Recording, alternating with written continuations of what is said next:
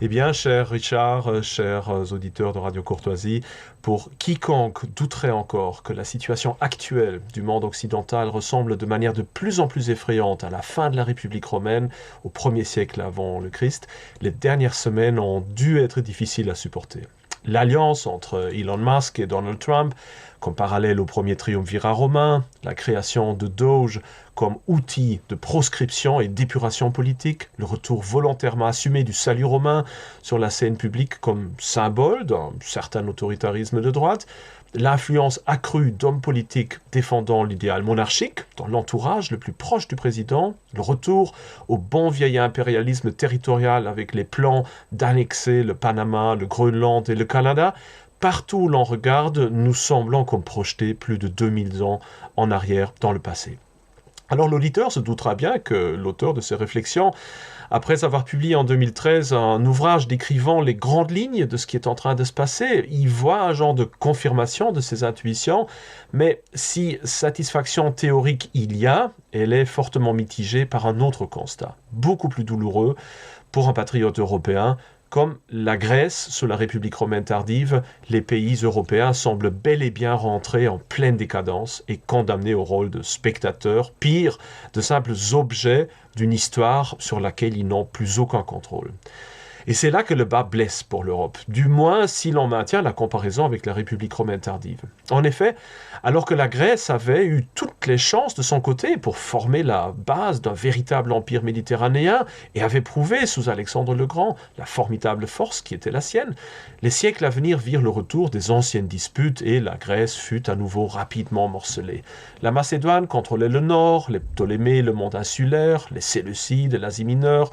et la montée des ligues hellénistiques, notamment la Ligue étonienne et la Ligue achéenne, vint trop tard et eut un effet trop polarisant pour achever une véritable unité politique. Quand les Romains vainquirent les Macédoniens, le sort de la Grèce fut donc largement décidé, car même si le Sénat décida de déclarer toutes les cités grecques comme libres, les disputes qui éclatèrent rapidement ne purent être arbitrées que par des hommes politiques romains. Ainsi, longtemps même avant la provincialisation formelle de la Grèce, l'élite hellène fut transformée en clientèle romaine. Et ce, avec son plein accord, car la Grèce était déchirée non seulement par des luttes entre cités et États, mais aussi entre des classes sociales très polarisées. Sans l'appui de l'oligarchie romaine, cela aurait été très difficile de mater les nombreux soulèvements sociaux exacerbés par la popularité croissante de mouvements idéologiques communistes et égalitaristes. Ainsi, chacun crut tirer profit de ses propres relations prétendument privilégiées avec Rome, alors qu'au fond, il ne faisait que jouer le jeu du Sénat et confirmer le génie de la formule « divide et impera » si brillamment appliquée par les Romains. Et quand, finalement, les guerres mithridatiques pendant lesquelles l'Asie entière se souleva contre les Romains réveillèrent pendant quelques années l'enthousiasme des Grecs et motivèrent même la ville d'Athènes de se détourner de la cause romaine, c'était trop tard pour encore changer le cours des choses. Certes, les Romains furent assez cléments avec les insurrectionnistes, une fois la Grèce reconquise après son court soulèvement partiel, mais cette pitié fut plutôt le fruit d'un certain dédain que d'une véritable estime. La Grèce se devait de rester une attraction touristique, une source intarissable d'œuvres d'art et un vivier de professeurs de philosophie et de rhétorique. Et donc, l'on apprécia surtout le côté romantique de son soulèvement, sans lui en vouloir trop, vu que les capacités militaires de la Grèce avaient été largement risibles dès le début. L'Europe ne s'est-elle pas manœuvrée dans une situation analogue face aux États-Unis ? En effet, face à la grande question de savoir qui portera l'état-civilisation final de notre histoire, force est de constater que nous avons, pour reprendre une expression chère à Donald Trump, de très mauvaises cartes. Et pire encore, que nous ne semblons même pas avoir envie de les jouer proprement. Comme les Grecs, nous sommes largement démilitarisés, nous sommes politiquement divisés, nous nous complaisons dans un esprit de supériorité civilisationnelle qui n'est plus du tout justifié, nous avons cessé d'innover, nous produisons et suivons des modes idéologiques autodestructrices, ridicules, nous nous croyons intelligents de sous-traiter la défense de nos intérêts à des tierces parties, nous sommes incapables de planifier au long terme et de produire à nouveau un grand projet. Nous sommes profondément désillusionnés et cachant notre léthargie mortelle par du cynisme. Nous sommes devenus là du fardeau de notre histoire et nous plaisons à dénigrer, voire à criminaliser nos ancêtres pour nous mettre en valeur nous-mêmes, et l'on pourrait encore continuer la liste pendant très longtemps.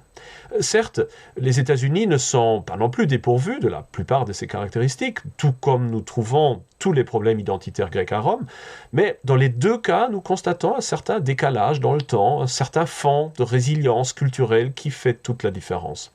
Car nous ne l'aurons pas, si les Romains avaient été capables d'étendre leur domination de l'Italie sur le reste de la Méditerranée en à peine quelques générations, c'était moins à cause de leur supériorité innée que de l'infériorité extrême de leurs ennemis. Les véritables guerres héroïques, Rome dut les mener pour conquérir l'Italie et la défendre contre les Carthaginois. Le reste des conquêtes fut plutôt une question de logistique que d'héroïsme. Et il n'en est pas très différent de l'histoire américaine au XXe et XXIe siècle. Il serait faux de lire en ces quelques mots un genre de dénigrement peu approprié de nos hégémons, car les sujets sont les derniers à pouvoir se permettre de minimiser les exploits de leurs maîtres. Le but de ces réflexions est plutôt de montrer qu'à la fin, les Américains non plus n'échapperont pas au destin des Européens, mais aussi qu'il ne manquerait pas grand-chose pour que la table se renverse. Car si nous considérons d'autres civilisations, nous constatons que ce n'est pas du tout une loi historique que l'unification finale d'une civilisation doive s'opérer par sa périphérie. Certes, il y a de nombreux exemples en analogie avec Rome et la Grèce, comme l'unification de la Chine, sous l'égide de Qin en dépit des nations plus anciennes de l'Est de la Chine, ou celle du Proche-Orient sous les Assyriens en dépit des Babyloniens. Mais il y a aussi l'Inde classique, dont l'état-civilisation des Gupta fut dominé depuis une nation située bien au centre même de la vallée du Gange, ou Sumer, dans la troisième dynastie d'Ur, et Karta, l'éphémère contrôle exercé par la périphérique Akkad, au profit d'un retour au centre ancestral.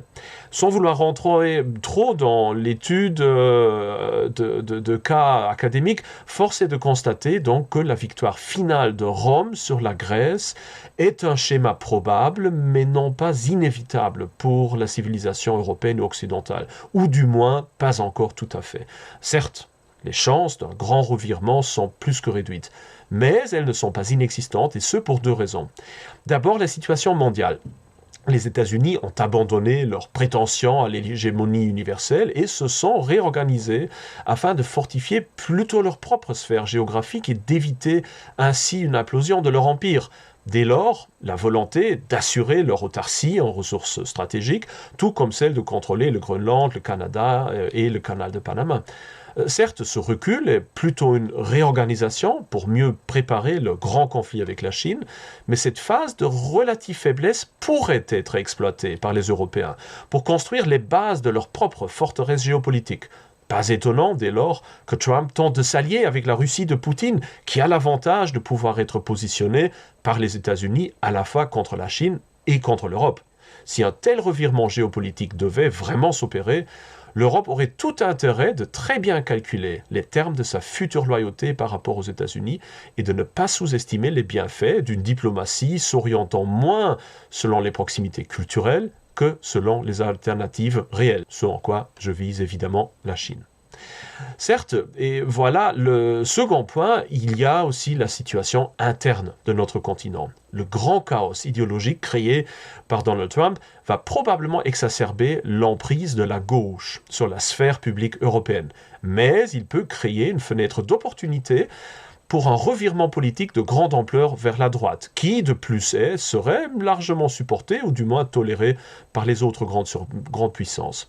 En même temps, le repositionnement américain et l'alignement esquissé entre Trump et la Russie est également en train de refaçonner le débat public européen. D'abord, les atlantistes classiques, vexés et désorientés, ont du mal à justifier leur position et insistent de plus en plus sur une nécessité d'autonomie stratégique du continent, même en dehors de l'Alliance atlantique, et même si ce milieu politique se trouve fortement sous l'égide du Parti démocrate aux États-Unis, le pouvoir de ce dernier est en chute libre. Et les proscriptions actuelles risquent de cimenter durablement l'influence de MAGA sur la politique américaine.